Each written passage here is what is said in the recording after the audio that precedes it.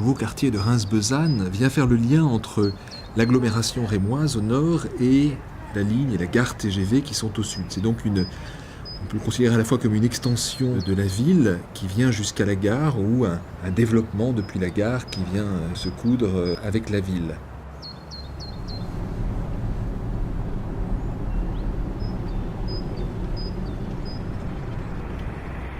Ce qui nous a paru important, c'est de pouvoir déterminer cette échelle de ville qu'on pourrait appeler échelle de ville intermédiaire. Ça veut dire quoi? Ça veut dire que on a d'abord identifié ce qui était déjà là, c'est-à-dire un village champenois qui compose l'agglomération périphérique de Reims,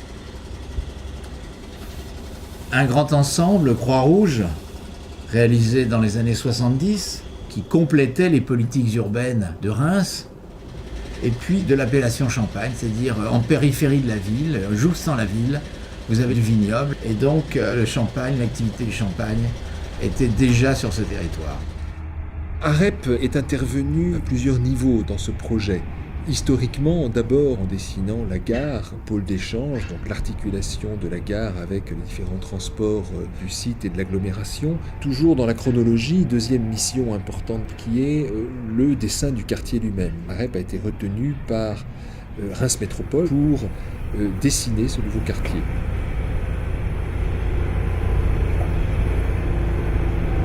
Donc il a fallu réfléchir avec beaucoup d'attention à la détermination de cette échelle pour pouvoir proposer une évolution de cette manière d'habiter la ville autour de cet extraordinaire outil qui est la gare grande vitesse, qui vient de se compléter par une gare régionale, c'est-à-dire qu'il y a aussi une activité de transport régional, et enfin qui s'est complétée récemment par l'arrivée d'une ligne de tramway qui permet de ce territoire de rejoindre le centre ancien de la ville et d'autres polarités de l'agglomération. Le tramway vient du centre-ville jusqu'à l'esplanade Alfred Nobel. Le centre de remisage se situe à quelques centaines de mètres de l'esplanade Alfred Nobel, et entre les deux, au cœur du quartier, se trouvent deux arrêts sur la ligne du tramway. Et donc le terminus du tramway se situe sur cet espace public qui est le cœur du quartier aujourd'hui. Il existe la possibilité de prolonger le tramway jusqu'au seuil de la gare, puis de desservir d'autres quartiers sud de l'agglomération. AREP est aussi intervenu sur plusieurs autres missions, l'une consistant à dessiner l'espace public de l'esplanade qu'on appelle Alfred Nobel, qui fait le lien entre la gare et le quartier, autour de laquelle trouvent place plusieurs grands programmes du quartier. Le grand espace central vient s'inscrire à l'intersection de deux axes. Vers le nord, la ville de Reims, la cathédrale, et vers le sud, la gare, qui se détache sur la silhouette de la montagne de Reims. Transversalement, des rues secondaires, des chemins piétons empruntent les traces des anciens sentiers agricoles. Sur la place elle-même, une succession d'ambiances qui se décline petit à petit vers de grandes surfaces plantées, support au dispositif de filtration naturelle des eaux pluviales. Le travail qui nous a été demandé pour l'hôtel B&B, en fait, c'est un travail d'interface entre le projet du bâtiment et la ZAC, et puis également un travail sur l'aménagement intérieur et le traitement des façades. Donc le parti pris, ça a été de composer un bâtiment en L qui donne directement sur la station de tramway qui fait face à la gare SNCF, et puis d'avoir un travail particulièrement soigné sur la façade principale avec une utilisation de la pierre qui rappelle le traitement de la façade de la gare SNCF. L'aménagement intérieur a privilégié en fait la mise en valeur de l'entrée qui fait face à la gare, permettant après de distribuer l'ensemble des niveaux auxquels on trouve les chambres, et puis également au rez-de-chaussée la possibilité de pouvoir avoir un restaurant à proximité immédiate de l'entrée de l'hôtel.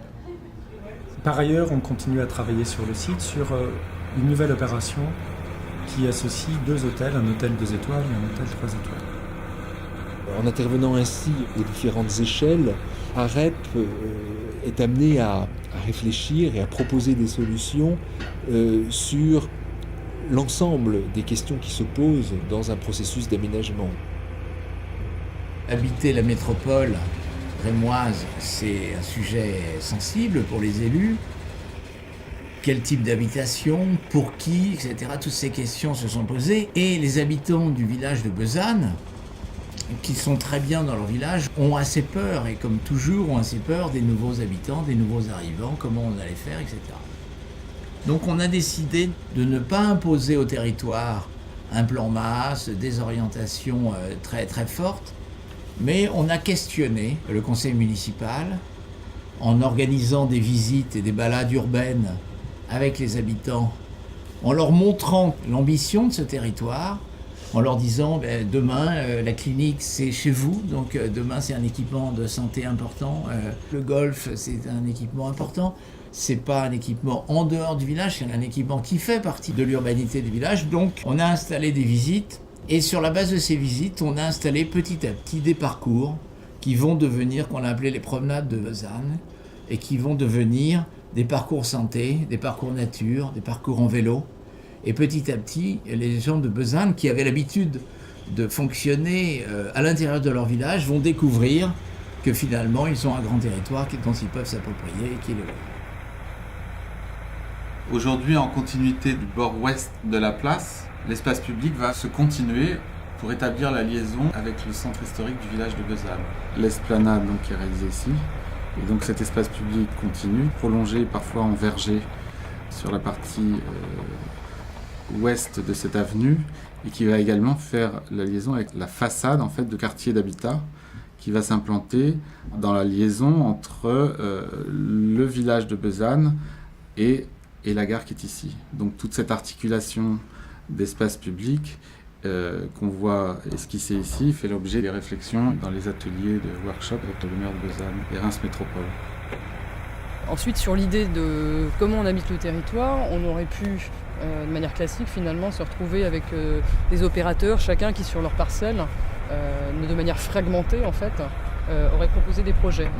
Et là, le sens qu'on pouvait donner entre un village existant et, on va dire, quelque chose d'échelle plus métropolitaine qui s'est constitué autour de la gare, pour travailler tout ça, la fragmentation était impossible. Et c'est là que l'idée de mettre autour de la table différents opérateurs intéressés, tout de suite avec leur architecte et avec nous comme urbanistes, on va dire conseil de la collectivité, donc de Besanne et de Reims Métropole, on a pu ensemble élaborer en fait une idée de ce qu'on souhaitait pour l'extension, on va dire, du village. Donc je veux dire, le travail que nous avons fait a fait aussi évoluer l'aspect réglementaire. Et je pense que c'est normal, et ça continuera. Je veux dire, la vie des villes, c'est comme ça, je veux dire, avec des pauses et des moments plus rapides.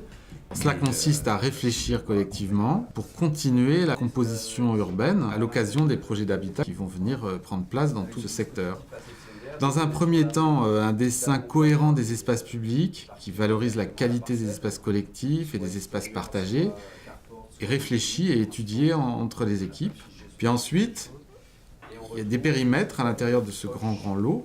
Des parcelles se sont dessinées, chaque architecte s'installant sur des parcelles plus ou moins de son choix et qui n'étaient pas forcément divisées en trois. Donc chaque équipe d'architectes, à travers des morphologies et des typologies architecturales qui continuent à avancer à l'intérieur de leur périmètre, a continué à développer finalement les contours de ce futur quartier en respectant la vision d'ensemble partagée en amont dans le workshop. On passe à 14 mètres avec un 1+4. Les premiers nouveaux occupants du site, avant même l'habitat, le logement, c'est le monde du travail en fait, avec les entreprises, des professions libérales, des services. Et on peut citer les pionniers comme Frey ou le Crédit Agricole qui sont venus dans ce quartier installer leurs bureaux.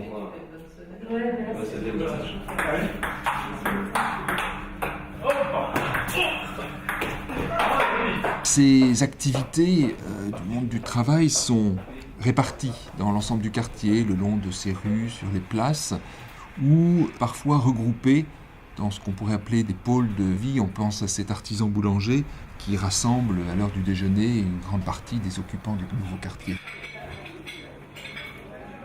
On a là un véritable quartier de ville avec une grande mixité de fonctions, d'activités, des entreprises, des professions libérales, en même temps que du logement, de l'hôtellerie, des services comme la crèche, la clinique qui vont venir s'installer là, et bien sûr des grands équipements structurants comme les gares TGV ou l'atelier du tram, éléments techniques indispensables au fonctionnement de la ville.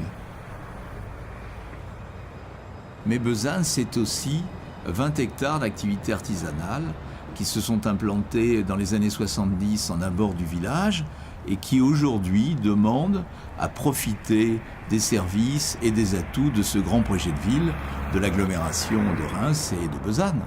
On a essayé de trouver l'harmonie, la cohérence d'ensemble, puisqu'on ne construit plus comme avant, on ne met plus l'habitat d'un côté, on ne met plus le travail de l'autre et les loisirs de l'autre. Nous, on préfère justement qu'il y ait un mélange et que vraiment, du 1er janvier au 31 décembre, et surtout les week-ends, qu'il n'y ait pas les bureaux d'un côté et que le vendredi soir, ou tout au moins tous les jours après 18h, ça soit fermé et que le vendredi soir, il n'y ait plus de vie.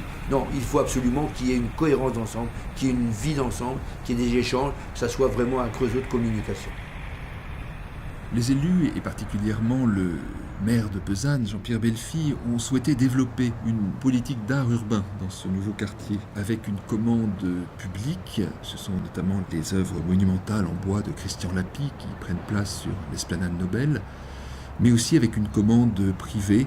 On pense à l'œuvre d'art qui est devant le siège de Fray et l'idée que d'autres entreprises pourraient ainsi commander des œuvres monumentales qui, tout en étant dans l'espace privé, participent à la qualité de l'espace public. Cette présence de l'art est extrêmement importante puisqu'elle participe à donner une identité à ce lieu, ou plutôt à accompagner l'identité de ce lieu. C'est comme si l'art, en habitant l'espace, en rayonnant dans l'espace public, incitait à son tour le public, les occupants, les visiteurs, à venir habiter cet espace.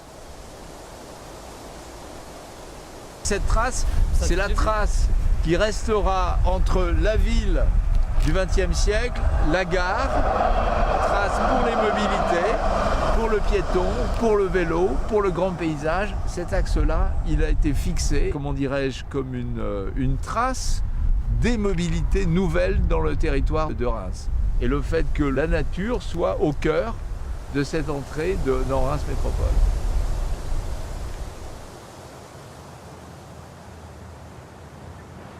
Vous savez, régulièrement, tous les jours, je fais un tour dans ce parc d'affaires, je passe dans Besançon et tout. Ça a été vraiment, pour moi, c'est devenu une vocation, quoi. Ici, c'était des champs, et on cultivait des céréales, et on cultivait des betteraves. Nous sommes employés à Reims Métropole à pouvoir redéployer le monde agricole sur d'autres terrains, et on l'a fait le mieux possible, puisqu'on avait mis en ligne la Fédération des exploitants agricoles, le syndicat des propriétaires, la Chambre d'agriculture. Et puis, comme conseil, nous avions la SAFER et les services fiscaux. On a essayé au mieux l'appropriation de ces terrains. Quand je me trouve ici et que je vois les premiers édifices qui sont construits, c'est sûr que c'est avec beaucoup de satisfaction, beaucoup de fierté même. Mais je me dis que finalement, on ne fait que marcher sur les traces de nos prédécesseurs. Parce que pour faire cette ZAC, il a bien fallu qu'il y ait des fouilles archéologiques, et on s'aperçoit qu'ici, sur ce territoire-là même, il y avait déjà, bien entendu, nos ancêtres, il y avait une vie très forte qui était ici. Donc, on ne fait que perpétuer, et ce que je dis toujours, perpétuer l'histoire et donner un futur à l'histoire de Besançon.